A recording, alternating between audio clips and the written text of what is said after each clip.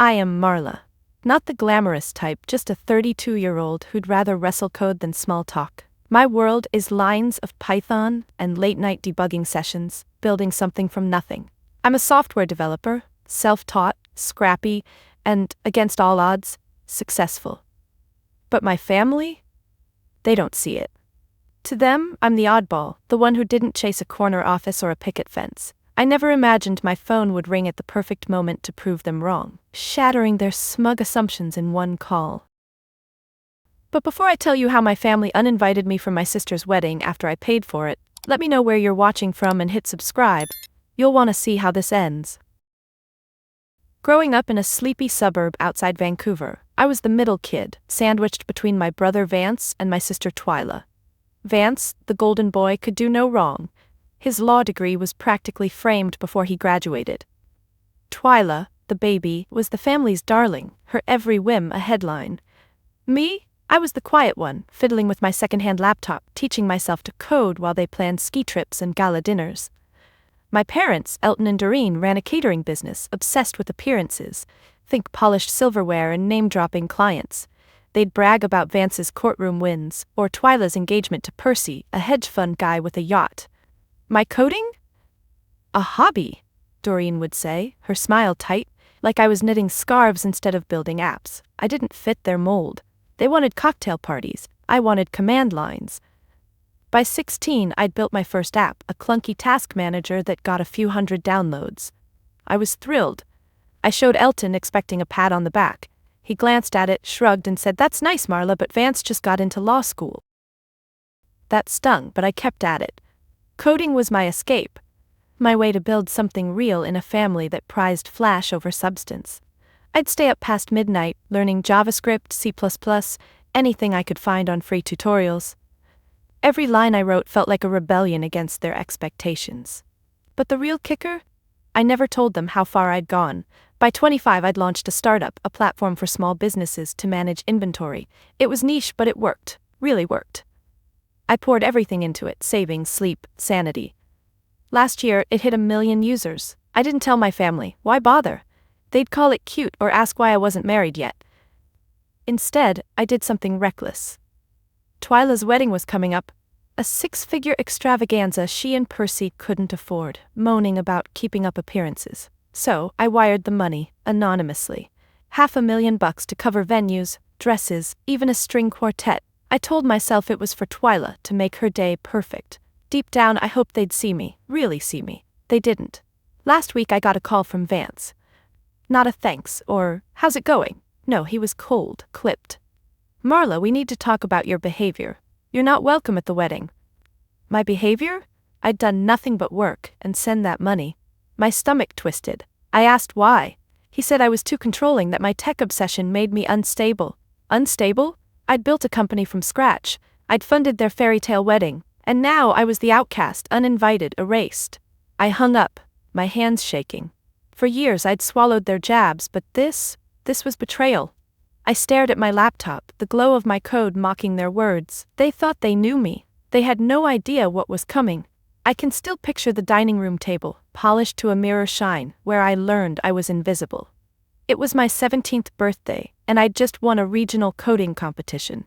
First place, a chunky trophy, and a $500 check. I was buzzing, practically levitating as I set the trophy next to my plate. Elton barely glanced up from his roast. "That's nice, Marla," he said, then turned to Vance. "Tell us about your debate team win." Vance launched into a 10-minute saga, and my trophy sat there, ignored, like a paperweight. Doreen didn't even ask what the competition was. Twyla, 13 then, just giggled about her new cheerleading uniform. I ate my cake in silence, the frosting bitter. That wasn't a one-off.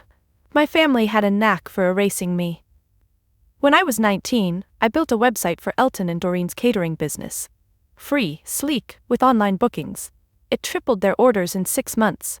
I showed them the analytics, proud as hell. Doreen smiled thinly and said, "Well, Vance's firm just landed a big client."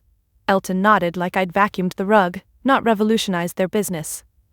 Meanwhile, Twyla's high school prom dress got a standing ovation. I started wondering if I was speaking a different language. By 21, I'd moved out, renting a shoebox apartment in Vancouver's East End. I was freelancing, coding for startups, saving every penny for my own project. I'd visit for holidays, hoping for a scrap of acknowledgement. Nope. Christmas 2015, I shared that I'd coded an app for a local charity, pro bono, helping them track donations. It saved them thousands. Elton changed the subject to Vance's new condo. Doreen fussed over Twyla's theater audition. I stopped bringing up my work. It was like shouting into a void. The worst was Twyla's 21st birthday party. I was 25 and my startup was just taking off. I'd been up for 3 days straight fixing bugs, but I showed up, gift in hand. A custom app I'd built for her to organize her event planning side hustle. I spent weeks on it, tailoring every feature.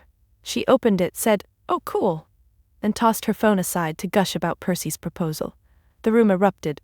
Champagne, hugs, Doreen sobbing about our little princess. My app, forgotten. Vance pulled me aside later, smirking. "Marla, maybe stick to something practical next time. Twyla's got bigger things going on." I wanted to scream that I'd just crossed 10,000 users on my platform. Instead, I nodded, my throat tight. I kept funding their world, though. When Elton's van broke down, I sent $5,000, no questions asked. When Twyla needed a deposit for her first apartment, I covered it. I told myself it was love, not desperation.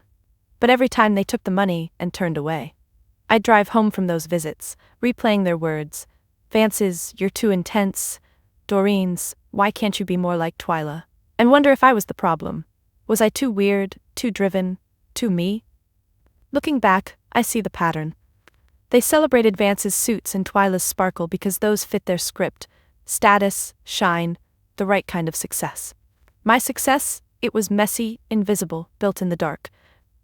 I didn't have a corner office or a ring on my finger, so I didn't count, but I kept coding, kept building, because that was mine. And when I sent that $500,000 for Twyla's wedding, I thought, maybe this time they'll see me. Maybe this time they'll care. I was wrong. Vance's call last week, his voice dripping with judgment, proved it. They didn't just overlook me, they resented me.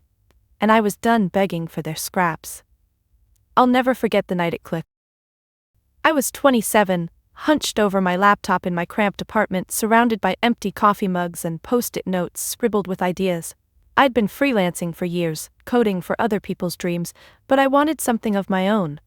That's when I had my aha moment. Small businesses were drowning in paperwork, juggling inventory on spreadsheets or clunky software. I could fix that. I started sketching out a platform, simple, cloud-based, affordable. It'd streamline stock, sales, even payroll. I called it Stock Savvy. It was my baby, and it was going to change everything. The struggle was brutal. I quit freelancing to focus on it, living off savings and instant noodles. My apartment became a war zone, whiteboards of wireframes, error logs pinned to the walls. I coded 18 hours a day, fueled by panic and Red Bull. The first prototype crashed every 10 minutes. I'd fix one bug and 3 more would spawn. I cried into my keyboard more than once, wondering if I was delusional. But every time I thought of quitting, I'd picture Doreen's pursed lips, Vance's smirk, Twyla's indifferent shrug. They'd called my dreams a hobby. I'd proved them wrong. By 29, I had a working beta. I pitched it to a local bakery, a mom-and-pop place struggling with overstock. They tried it, loved it, and spread the word. Within 6 months, I had 50 clients, nurseries, bookstores, even a butcher. I hired a tiny team, Fern, a quirky UI designer, and Grover, a back-end wizard. We worked out of a co-working space, all second-hand laptops and big dreams. By last year, Stock Savvy hit 1 million users worldwide. 1 million. Restaurants in Dublin, gyms in Austin, florists in Sydney. All running smoother because of my code. I'd built a company valued at 9 figures and I hadn't told a soul in my family. Then came Twyla's wedding. She and Percy wanted a blowout. Chandeliers, imported orchids, a venue that screamed old money. Doreen called me, not to chat, but to vent about costs. "It's embarrassing if we cut corners," she said. I don't know why I did it.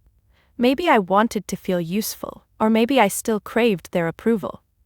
I wired $500,000 through a shell account, no name attached. It covered everything.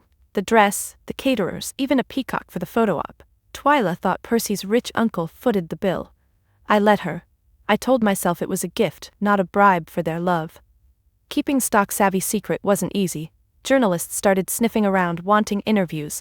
I turned them down, stuck to press releases, kept my face off the website. My team thought I was paranoid, but I wasn't ready for my family to know. What if they mocked it? Or worse, claimed credit? I'd read their texts. Vance's, "When are you getting a real job?" Or Doreen's, "Twyla's so accomplished," and feel the old wounds reopen. So I stayed quiet, even as Stock Savvy landed on Industry 1's to-watch lists. Fern and Grover pushed me to go public, to celebrate. I couldn't. Not yet. That secret was my armor.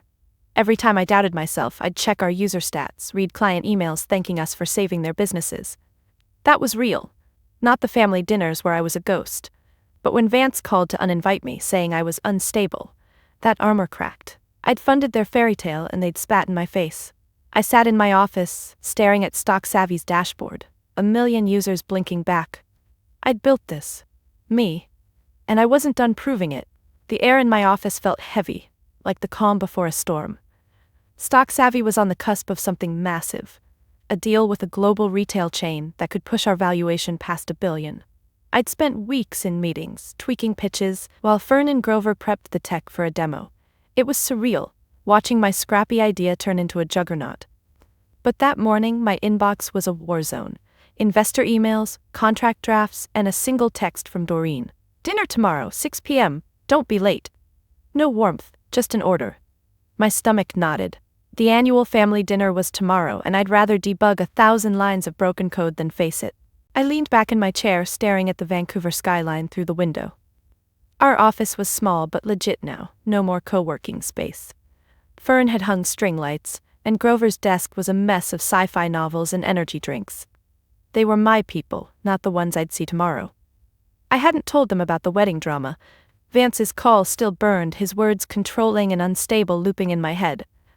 I'd funded Twyla's dream day, and they'd banned me. And yet, I was still going to that damn dinner. Why? Habit? Hope? Stupidity? I tried to focus on work. The retail deal was a game changer. Hundreds of stores using Stock Savvy, real-time data syncing across continents. We'd been stress testing the platform for weeks and it was solid. Fern caught me staring into space and tossed a stress ball at me. "Marla, you good? You look like you're coding in your head again." I forced a smile, said I was fine. I wasn't. The dinner loomed like a guillotine. I knew the script. Elton's lectures about real success, Doreen's sighs about my single status, Vance's smug jabs, Twyla's oblivious chatter about her perfect life with Percy. I'd sit there swallowing it, like always. That night, I stood in my apartment, picking an outfit. Nothing flashy, jeans, a sweater, boots. I didn't want to give them ammo to call me try-hard. My place was cozy, cluttered with tech books and half-dead plants. On the counter was a framed photo from last year. Me, Fern, and Grover at a tech conference, grinning like idiots. I wished I could teleport to that moment instead of facing tomorrow. I poured a glass of wine, sat on my couch, and replayed Vance's call. "Your behavior," he'd said, like I was a child. I'd sent $500,000 for Twyla's wedding. Anonymously, sure, but still. And they thought I was the problem? I opened my laptop, checked Stock Savvy's dashboard. User growth was steady, the demo servers were green. Everything was ready for the deal. I should have been ecstatic, but all I felt was dread. The dinner wasn't just a meal, it was a tribunal. They'd judge me like always, and I'd leave feeling smaller. I thought about skipping it, texting Doreen some excuse. But I couldn't. I needed to face them, to see if I could still take their punches. Or maybe, just maybe, I'd finally say something back. By the time I crawled into bed, it was past midnight. I set my alarm, picturing the dining room I'd walk into tomorrow, the same one where my coding trophy gathered dust, where my app for Twyla was ignored. I didn't know then that the next 24 hours would change everything. All I knew was I had a deal to close and a family to survive. I closed my eyes, whispering to myself, "You've got this, Marla." But I wasn't sure I believed it. I pulled into the driveway of my parents' house, the same sprawling suburban fortress I'd grown up in, its manicured lawn screaming status. My hands gripped the steering wheel, palms sweaty, as I braced for the gauntlet. Inside, the annual family dinner waited. Less a meal, more a firing squad. I checked my phone, 5:58 p.m. No new emails from the retail chain, just a text from Fern. "You got this, boss." I wished I felt as confident. I grabbed my jacket, took a deep breath, and stepped into the lion's den. Doreen greeted me at the door, her smile as warm as a spreadsheet. Marla, you made it, she said, eyeing my sweater like it was a personal affront. The dining room smelled of rosemary and judgment, the table set with her best china. Elton was at the head, pouring wine, while Vance lounged in a tailored blazer, scrolling his phone. Twyla, in a silk dress, was whispering to Percy, who looked bored but expensive. I slid into my seat, at the same one I'd had since I was 10, and felt the air shift. Game on. It started small. Elton asked about my little tech thing, his tone implying it was a lemonade stand.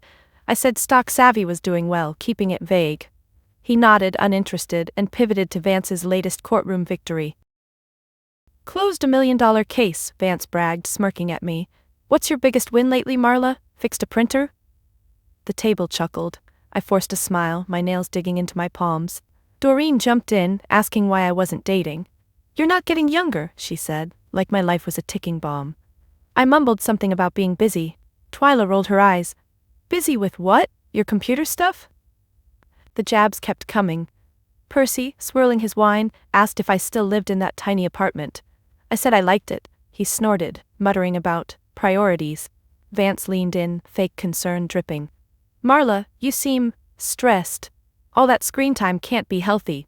I wanted to scream that I'd built a company while he was posturing in court, but I bit my tongue. Then Twyla, twirling her engagement ring, dropped the bomb. Marla, you're not jealous of the wedding, are you? It's just, you're so intense sometimes. The room went quiet. Jealous? I'd paid for her damn peacock, Doreen piled on. Twyla's right, you've always been difficult. We just want you to be normal. Normal.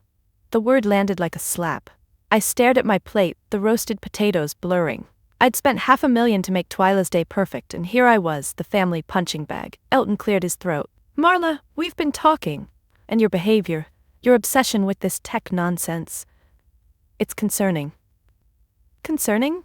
I'd built something real, something they couldn't touch. But their voices overlapped, a chorus of condescension, each word chipping away at me. I was drowning in their words when Percy smirked. Maybe you need a break, Marla. Get out of your head. Live a little. That was it.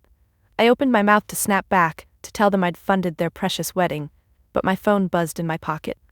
I ignored it, gripping my fork, ready to fight. Then it buzzed again, and again. Vance raised an eyebrow. What's that, your app crashing? Another laugh rippled through the table. I slid my phone out just to silence it, but the screen lit up with a name that stopped my heart. The retail chain's CEO. This was it, the call I'd been waiting for, and it was happening now. My phone kept buzzing, the CEO's name flashing like a lifeline, but I couldn't answer, not yet. The dining room was a pressure cooker, and my family's eyes were locked on me, their smirks sharpening. Vance leaned forward, his voice oily. Marla, really? Taking calls during dinner? That's the kind of thing we're talking about.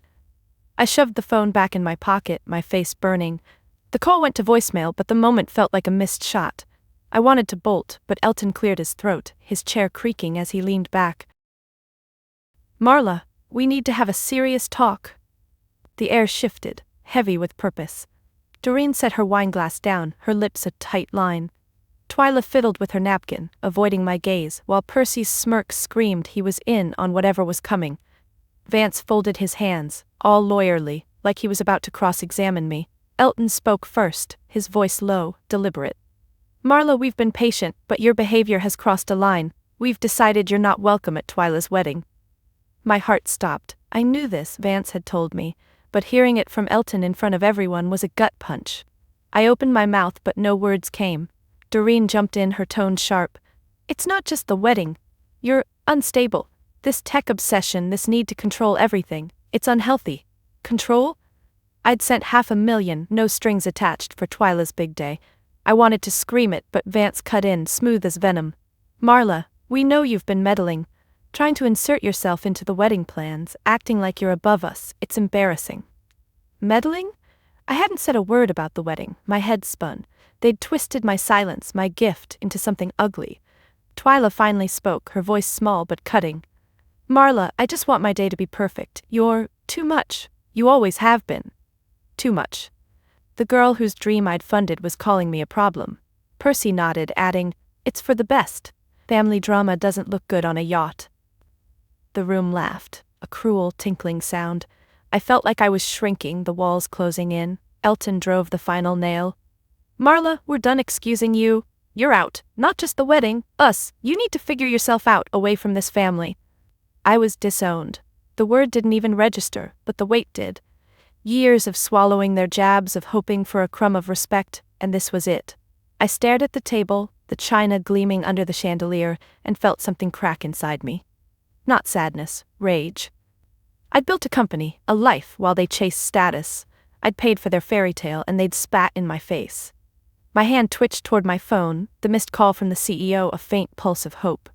I could tell them now, rub my success in their faces, but would they even care? Doreen sighed like I was a chore. Marla, don't make this harder, just go. Go, like I was a stray dog. Vance smirked, Twyla looked away, and Percy sipped his wine smug. I stood, my chair scraping the floor, my legs shaky but holding. I wanted to scream, to tell them about the money, the million users, the billion-dollar deal, but my phone buzzed again, another voicemail. The CEO. The real world was calling, and it valued me. I grabbed my jacket, my voice steady despite the fire in my chest. You're right, I said, I don't belong here. I walked out, their silence louder than any insult. The door slammed behind me and I knew this wasn't the end, it was the beginning. I stumbled into the driveway, the night air biting my face as their words echoed. Unstable, controlling, out. My chest was tight, like I'd been sucker punched. But I didn't cry. Not yet. I fumbled for my phone, the screen glowing with 2 missed calls and a voicemail from the retail chain's CEO, Nora. My hands shook as I hit play, leaning against my car, the gravel crunching under my boots. Marla, it's Nora, her voice crackled, calm but urgent. We're ready to move, the board's approved. 1.2 billion, call me. I froze. 1.2 billion. Stock Savvy wasn't just a success, it was a titan, and it hit me right when my family had thrown me out. I dialed Nora back, my pulse hammering. She picked up on the first ring. Marla, you there? I managed a yeah, my voice rough. She didn't waste time. The demo was flawless. We want Stock Savvy for every store, global rollout, exclusive contract. Papers are ready. You in? I laughed, a shaky, disbelieving sound. In? I'd poured my soul into this. I'm in, I said. Nora chuckled. Good, expect the contracts tomorrow. And Marla, congrats, you're changing the game. I hung up, staring at the stars, the weight of it sinking in. My company, my code, was worth $1 billion, and my family thought I was nothing. I don't know why I went back inside. Maybe I wanted them to see me, really see me for once. The front door creaked as I stepped into the foyer, the dining room's chatter halting. They stared, Doreen's fork midair, Vance's smirk faltering, Twyla's eyes wide. Elton frowned. Marla, what are you doing? I held up my phone, my voice steady. I just got a call. My company, the one you call a hobby? It's being acquired for $1.2 billion. The room went silent, like I'd sucked the air out. Percy's wineglass hit the table with a clink. Twyla gasped. What? I kept going, the words spilling out. Stock Savvy, my tech nonsense, is in every small business you can think of. 1 million users, and now a global chain wants it. That's what I've been doing while you were judging me. Doreen's mouth opened but nothing came out. Vance leaned back, his face pale. Elton coughed, muttering, That's impressive, but it sounded hollow. Twyla stammered. Marla, why didn't you tell us? I laughed, sharp. Tell you, so you could call it cute, or ignore it like my coding trophy, my apps, my everything? Percy tried to recover, raising his glass. Well, cheers to Marla then. But I wasn't done. I locked eyes with Twyla. And that wedding you're so proud of, the venue, the dress, the peacock, I paid for it. $500,000 wired anonymously, you're welcome. Twyla's face crumpled, her hands covering her mouth. Doreen gasped, Marla, you how? Vance sputtered. That's not possible, I shrugged. It is when you build something real. But you wouldn't know, would you? The room was a tableau of shock. Forks down, eyes darting, their perfect facade cracked. I felt taller, like I'd shed a weight I'd carried for years. I didn't need their approval anymore. I turned to leave, but Twyla stood, her voice shaky. Marla, wait, we didn't know. I cut her off. You didn't want to know. I walked out, the door slamming behind me, their stunned silence my victory. The night air hit me again, but this time it felt like freedom. I'd built an empire, and they'd never erase me again. I stood in the driveway, the slam of the door still ringing in my ears, my breath visible in the cold night air. My phone buzzed. Fern, texting, How's the dinner from hell? I almost laughed. Hell was right. But I just dropped a bomb in there, and the fallout was starting. I could hear raised voices through the dining room window, Doreen's shrill, "How could she?" and Vance's low, panicked murmur. They weren't done with me yet. I should have driven off. Left them to choke on their shock. But something held me back. I wasn't running this time. The door swung open and Twyla stumbled out, her silk dress catching the porch light. "Marla, please," she called, her voice cracking. She looked smaller, her mascara smudged, no trace of the princess from an hour ago. Vance was right behind her, his blazer gone, tie loose, like he'd been caught off guard. Doreen and Elton hovered in the doorway, Percy lingering behind like a bad actor in a worse play. I crossed my arms, leaning against my car. "What do you want?" I asked, my tone flat. I wasn't giving them an inch. Twyla reached for me, then stopped. "Marla, I didn't know about the money, the wedding. Why didn't you say anything?" Her voice was pleading, but it grated. I raised an eyebrow. "So you could thank me, or just take it and keep calling me unstable?" She flinched, and Vance stepped in, his lawyer face back on. "Marla, let's be reasonable. You can't drop that kind of news and expect us to process it. We're family. We made a mistake." "A mistake?" I laughed, sharp enough to make Percy shift uncomfortably. "A mistake is forgetting my birthday. You disowned me. You banned me from a wedding I paid for." Doreen pushed forward, her hands wringing.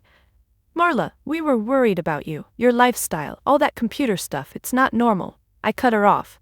"Normal? You mean like chasing status? Like pretending you're above me while I bankroll your daughter's fairy tale?" Her mouth snapped shut. Elton tried next, his voice gruff. "Marla, you've done well, clearly. Let's talk this out as a family." I shook my head. "Now I'm family? Because I'm worth $1 billion? Where was that an hour ago when you called me a problem?" Vance's eyes narrowed, sensing the shift. "Marla, if you're so successful, why hide it? Sounds like you wanted to play the victim." That was it. I stepped forward, my voice low, steady. "I hid it because you never listened. I showed you my apps, my awards, my work. You laughed. You called it a hobby. I built a company that changes lives, and you called me unstable. You don't get to rewrite that now." Twyla started crying. But I wasn't swayed. "And you, Twyla, enjoy your wedding. I hope the peacock was worth it." I turned to my car, keys in hand, but Percy's voice stopped me, smug as ever. "Marla, come on, you're rich now. Share the wealth, right?" I spun back, my glare shutting him up. "Share? Like you shared respect? I'm done funding your hypocrisy." I opened my car door, looking at them one last time. Twyla sobbing, Vance stunned, Doreen and Elton speechless, Percy shrinking. "You made your choice," I said. "Live with it." I slid into the driver's seat, started the engine, and pulled out, their figures shrinking in my rear view. The road stretched ahead, dark but open, and for the first time I felt free. They'd scrambled, exposed, and I'd walked away on my terms. I drove straight to Fern's place, the city lights blurring past like my thoughts. My hands were still shaking, but not from anger anymore, more like the adrenaline of finally standing up. Fern's apartment was in a funky old building downtown, all exposed brick and mismatched furniture. When she opened the door, her wild curls backlit by fairy lights, she took one look at me and said, "Whoa, Marla, you look like you just slayed a dragon." I laughed, the sound raw but real. "Something like that," I said, stepping inside. Grover was there too, sprawled on a beanbag, a pizza box open on the coffee table. The air smelled of pepperoni and comfort. "What happened?" he asked, pausing his video game. I dropped onto the couch, kicking off my boots, and spilled it all. The dinner, the disowning, the $1 billion call, my blowout exit. Fern's jaw dropped when I got to the wedding money. "You paid for a peacock? Marla, you're a saint and a lunatic." Grover snorted, tossing me a soda. "Nah, she's a badass. They didn't deserve you." Their words wrapped around me like a blanket, so different from the cold dining room I'd left. We stayed up past midnight, the three of us crammed on the couch, eating pizza and trading stories. Fern told me about her latest design project, her hands waving as she described a glitchy font that drove her nuts. Grover ranted about a sci-fi novel he'd just finished, spoiling the ending without apology. It was messy, loud, real, no polished china, no backhanded jabs. I thought of Twyla's tears, Vance's scrambling, Doreen's pinched face. That was my blood family, but this was my chosen one. These were the people who saw me, not the caricature my family invented. I leaned back, sipping my soda, and felt something loosen in my chest. Fern nudged me. "Marla, you're quiet. you okay? I nodded, smiling faintly. Yeah, just realizing I don't need them. Not when I have this. Grover grinned, tossing a pizza crust at me. Damn right, we're your family now, no peacocks required. We laughed, and for the first time that night, I didn't feel like I was carrying a house on my shoulders. I'd spent years chasing my family's approval, but here I didn't have to prove anything. Fern got serious for a second, her eyes soft. You know, Marla, what you did tonight, calling them out, walking away, that took guts. Most people would have folded. I shrugged, but her words hit deep. I'd always seen myself as the quiet one, the one who swallowed the hurt. But tonight I'd fought back. Grover chimed in. Plus you're a billionaire now? Buy us a yacht, yeah? I rolled my eyes, chucking a napkin at him. Not a billionaire yet, idiot, and no yachts. Maybe a better coffee machine for the office.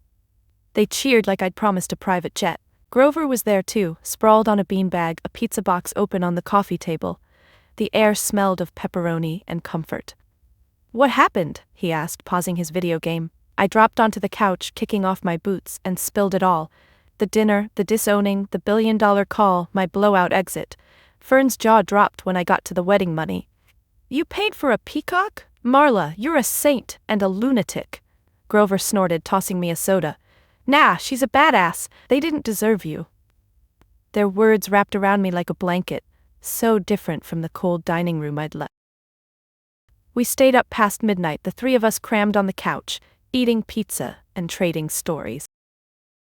Fern told me about her latest design project, her hands waving as she described a glitchy font that drove her nuts. Grover ranted about a sci-fi novel he'd just finished, spoiling the ending without apology. It was messy, loud, real, no polished china, no backhanded jabs. I thought of Twyla's tears, Vance's scrambling, Doreen's pinched face. That was my blood family, but this was my chosen one. These were the people who saw me, not the caricature my family invented. I leaned back, sipping my soda, and felt something loosen in my chest. Fern nudged me. Marla, you're quiet. You okay? I nodded, smiling faintly. Yeah, just realizing I don't need them. Not when I have this. Grover grinned, tossing a pizza crust at me. Damn right, we're your family now, no peacocks required. We laughed, and for the first time that night, I didn't feel like I was carrying a house on my shoulders. I'd spent years chasing my family's approval, but here I didn't have to prove anything. Fern got serious for a second, her eyes soft. You know, Marla, what you did tonight, calling them out, walking away, that took guts. Most people would have folded. I shrugged, but her words hit deep. I'd always seen myself as the quiet one, the one who swallowed the hurt. But tonight I'd fought back. Grover chimed in. Plus you're a billionaire now? Buy us a yacht, yeah? I rolled my eyes, chucking a napkin at him. Not a billionaire yet, idiot, and no yachts. Maybe a better coffee machine for the office. They cheered like I'd promised a private jet. As the night wound down, I looked at them. Fern doodling on a napkin, Grover back to his game, the glow of the TV lighting their faces. This was what family should feel like, safe, warm, no strings attached. I thought of the dining room, its chandelier gleaming, its air thick with judgment. I'd never belonged there, and that was okay. I belonged here, with people who celebrated my wins, not my failures. My phone stayed quiet. No texts from Twyla or Vance, no apologies. Good. I didn't need them anymore. I had my people, my company, my life, and I was just getting started.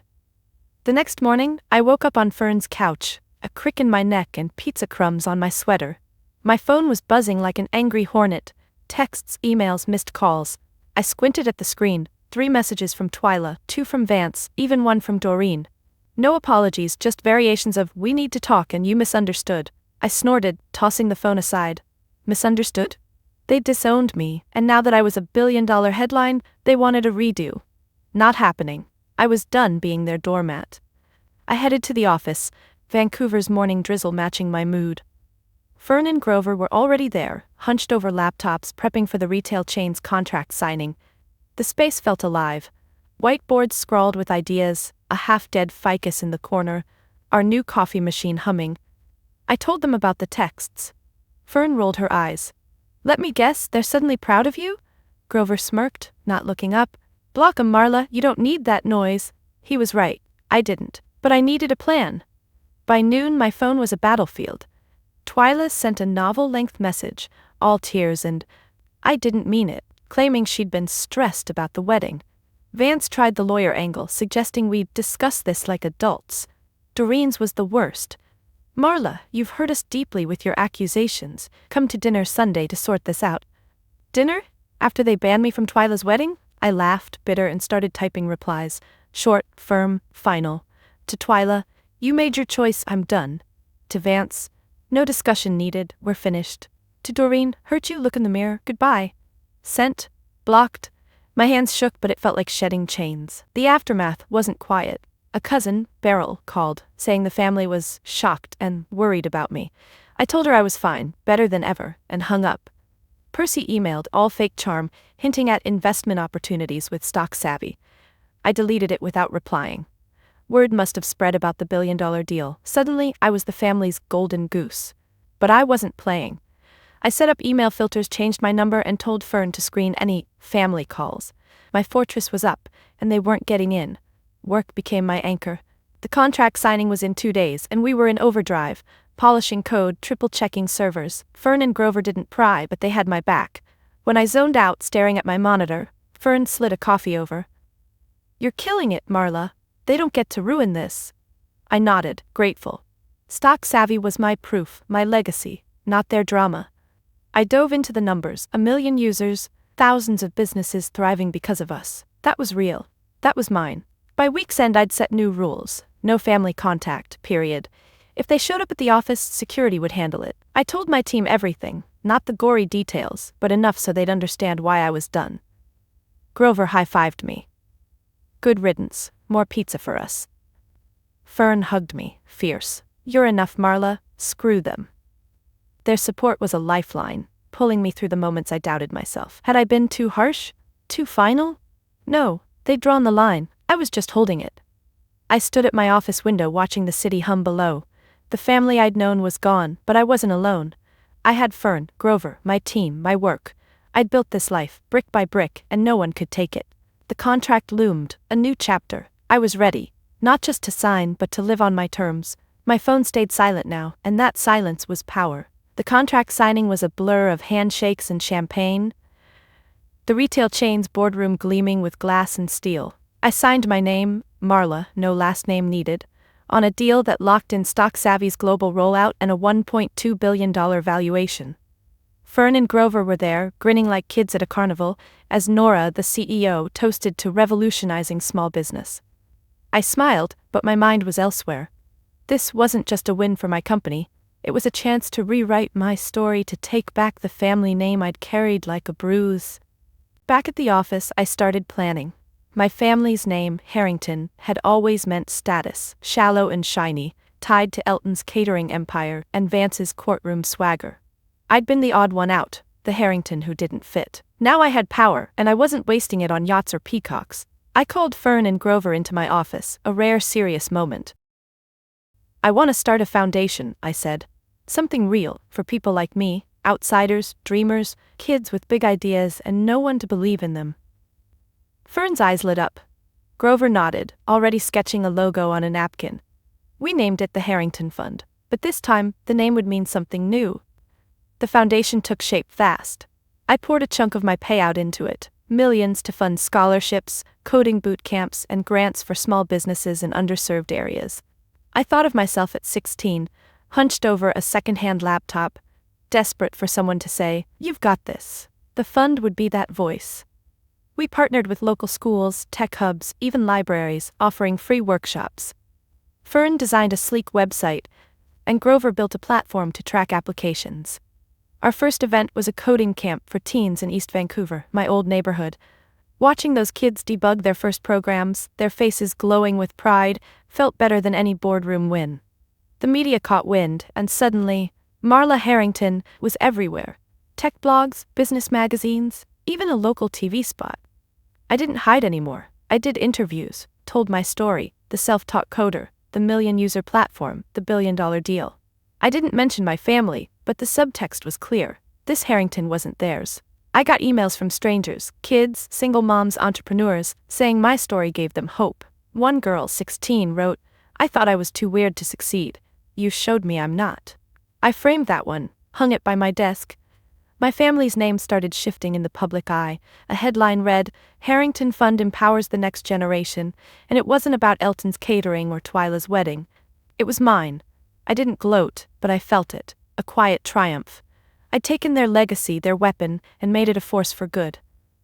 Fern caught me staring at the framed email one day. "You're building something bigger than them, Marla," she said. "This is your name now." She was right. I wasn't erasing my past, I was redefining it. I still got the occasional message from distant relatives fishing for favors, but I ignored them. My focus was the fund, my team, the kids we were helping. At our second camp, a shy boy named Quentin built an app to track library books. He reminded me of me, quiet, driven, underestimated. I gave him my card, told him to call when he was ready for a job. He beamed, and I felt the weight of my old wounds lighten. This was my legacy. Not resentment, not revenge, but impact. I'd turned my pain into purpose, and no one, not Vance, not Doreen, could touch that. The Harrington name was mine now, and I was making it matter. I stood on the balcony of my new apartment, the Vancouver skyline twinkling below, a mug of tea warming my hands. It was a quiet night, the kind that makes you think too much. A year ago, I'd been in my family's dining room, swallowing their venom, desperate for a scrap of approval. Now, I was here. Marla Harrington, billionaire, philanthropist, the woman who'd turned her pain into power. The Harrington Fund was thriving, stock savvy was global, and my team felt like home. But the real victory wasn't the headlines or the bank account, it was the peace I'd found, the kind that comes when you stop begging others to see your worth. I thought about that dinner, the way Vance's smirk had faltered, Twyla's tears, Doreen's stunned silence. I'd wanted them to hurt, to feel what I'd felt. But now? I didn't need their regret. I'd spent years tying my value to their approval, measuring myself by their yardstick, status, polish, the right kind of success. Coding was my rebellion, my proof I was enough, but I hadn't truly believed it until I walked away. That night in the driveway when I told them to live with their choice, I wasn't just cutting them off, I was choosing me. The fund had shown me what mattered. Last week, I'd visited a coding camp we funded, watching kids like Quentin debug their apps, their eyes bright with possibility. One girl, Lila, showed me her project, a tool to help her mom's bakery track orders. It was Stock Savvy's baby cousin, and I laughed, telling her she'd be my boss one day. Those kids didn't care about my last name or my family's drama. They saw me, Marla, the coder who made it, who believed in them. That was worth more than any apology from Twyla. I sipped my tea, the city humming below. My phone was quiet, no family texts, no fishing cousins. I'd built a fortress, but it wasn't cold or lonely. Fern and Grover filled it with bad jokes and late-night pizza. My team filled it with ideas and grit. The fund filled it with purpose. I thought of my old apartment, cluttered with tech books and doubt, and how I'd stare at my laptop wondering if I was enough. I was. I always had been. I just needed to see it. Looking back, I realized the uninvitation wasn't the end, it was the start. It forced me to face the truth. My family's love was conditional, but my worth wasn't. I'd built Stock Savvy in the dark, funded their fairy tale, endured their scorn, but I'd also walked away, reclaimed my name, and built something bigger than their small world. The peace I felt now wasn't loud or flashy, it was steady, like clean code running smoothly, no bugs, no crashes. It was mine. I set my mug down, leaning on the railing. The stars were out, faint against the city glow. I didn't need to prove anything anymore, not to them, not to myself. I was Marla, the coder, the dreamer, the one who made it, and that was enough. Have you ever felt like you had to prove your worth to people who didn't see you? I know that ache, the weight of chasing approval that never comes. My journey was about letting go, about finding peace in my own value. I'd love to hear your stories. Drop them in the comments below. What's a moment when you chose yourself over someone else's judgment? If my story resonated with you, please like, subscribe, and share it with someone who needs to hear that it's okay to define success on their own terms. You don't need anyone's permission to shine. You're enough, just as you are.